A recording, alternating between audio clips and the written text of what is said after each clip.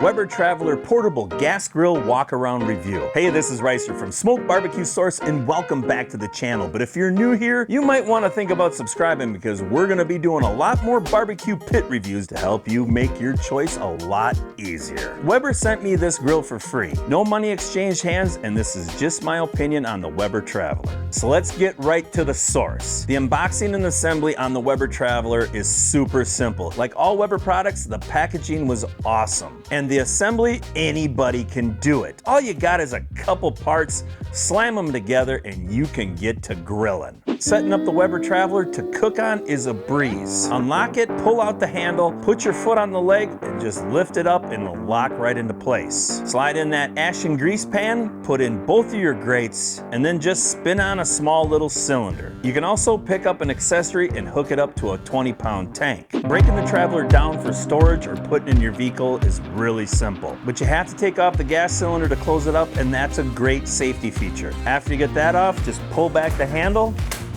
and it'll go right down. You can see it's locked into place and it's ready to be hauled around. These big wheels on this thing, there's not going to be any issues whatsoever going over any type of terrain. And it fits in the back of my SUV with no problems. Let's go over some of the features on this pit. The whole cooking chamber is porcelain coated, the top half and the bottom half on both sides, which is going to make cleanup inside this pit a lot easier. We have one big gas burner in here. These little clips hold your grates in place. The grates are made out of cast iron. We have 320 square inches of cooking space on the Traveler. You'll easily be able to get at least 12 burgers on this pit. You have a really nice dome thermometer and it reads up to 600 degrees. You got 3 hooks to hold your grilling tools. You have a nice little side shelf to make it easy to put your cutting board down when you're cooking. The hinges for the lid are pretty solid, and I love that they put a gas strut, and that's what makes this pit lower slowly. It just doesn't fall and collapse. This is a nice, sturdy, and built well cart. A lot of the portable grills come with a flimsy cart that falls apart.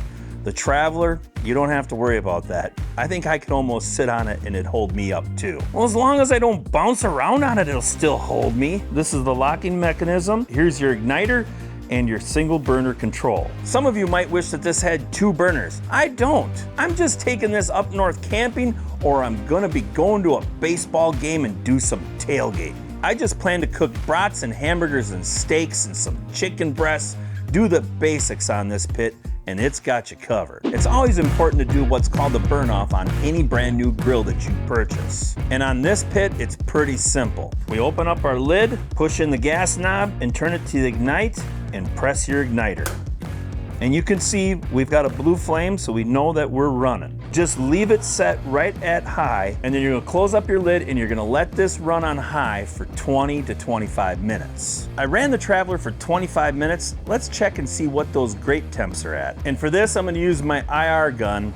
The right side closest to the tank, we're at 620, middle, 500, and the furthest outside edge, right around 500. It's always gonna be a little hotter right in this corner. Backside, we're at 550. Front side, 560. So it's pretty even. Just this one little side right here is always gonna be just a little bit of your hot zone. Now, as long as I've got a pit nice and hot, we're gonna do up a couple grocery store ribeye steaks. I wanna see if I can get some nice crosshatch searing off from them grates. Now, this video isn't about how to cook them, but for you that are watching, I'll probably do them about 1.5 minutes a turn. Get our lid open, and we're gonna start right here and squeeze them down. Same thing on this side. Just close up the lid, and then we'll check them when we do our first flip. This pit at max comes up to temp pretty quick. I just closed up the lid, and you can see it's already starting to climb right back up to that 600 degrees. All right, let's check and see what we got. Oh yeah, that's a really nice crosshatch there. That's what we're looking for. All right, now we'll make our last turn. And we'll stick this one right here. And I'm just shooting for like a medium rare on this cook. Let's get these off. And we'll just place them over here on our cutting board. and I'm just gonna let it run for a little bit, and that'll help burn off some of that debris off the grates. You know, I can't just stand here without cutting these up and give them a try. Now let's see how it tastes. Very good. I mean, it's a gas grill, so you got a lot of control on that pit. I'm impressed with the grates. They did a great job. We got our cross-hatching sear, and it has pretty dang good even cooking too. I mean, everybody wants a bite of that. So my overall opinion on this pit, it's perfectly made for being portable. I've had other portable gas grills in the past, but none of them ever had a cart as sturdy as the one on the Traveler. I love how it collapses and you can put it away for storage or put it in the back of your vehicle. For a small car, you might have to drop down a seat, but if you got a small car, that means you're not feeding a lot of people, so maybe this pit's too big for you anyways. But for a family of 4, 320 square inches is perfect for any meal. The overall cooking temps in that pit were pretty even. Like I say, always closest to the bottle is always gonna be a little hotter. You're just gonna have to rotate your cook a little bit if you're gonna fill it full. You can see I ran it for a couple minutes and those grates are pretty dang clean now. So we might as well shut it down, push in the button, and then turn it to this part right here. I like the safety feature about removing the gas cylinder before you can transport it or put it away in storage. I also like it that you can leave the grates and you can leave your grease pan in there when you're gonna transport it to the next location. And a pro tip, make sure that you let it cool down completely and you clean out that grease pan before you put it in your car. This pit doesn't just have to be for somebody that's going camping or you're gonna go tailgating either. If you live in a small little condo and you don't have a lot of room, this thing folds up nice and it'll lean right up against the wall. If you're looking for more information on the Weber Traveler, check the description below.